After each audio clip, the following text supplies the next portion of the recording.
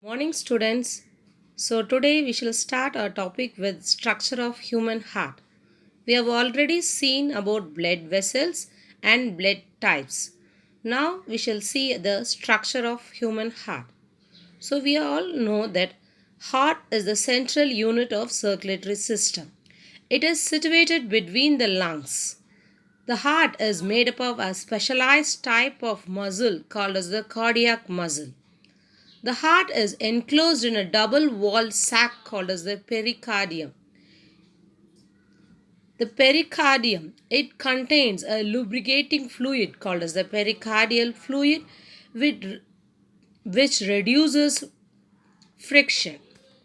So now let's see the structure of heart. The human heart is four-chambered. The upper two thin wall chambers are called as the auricle or atrium, and the two lower thick walled chambers are called as the ventricles. The chambers are separated by partitions called as the septum. The septum between the auricles and ventricle prevents the mixing of oxygenated and deoxygenated blood. The two auricles are separated from each other by an interauricular septum. The left atrium is smaller than the right atrium.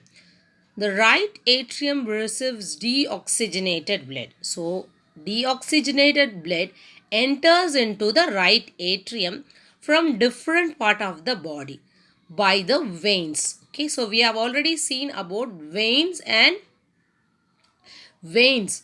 Veins and arteries we have seen. So veins brings deoxygenated from different parts of the body through superior vena cava, inferior vena cava, coronary sinus. But pulmonary vein alone brings oxygenated blood. The right the right and the left auricle pumps blood into the right and the left ventricles. So the ventricle forms the lower part of the heart.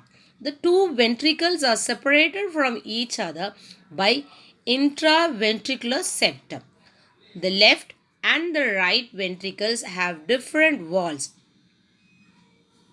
From the right ventricles arises the pulmonary trunks which is bifurcated to form right and left pulmonary arteries. So a big trunk of blood vessels moves outwards into right and left arteries. The right and left pulmonary arteries supplies deoxygenated blood to the lungs for the respective sides. The left ventricle is longer and narrower than the right ventricles. The walls are about 3 times thicker than the right ventricles.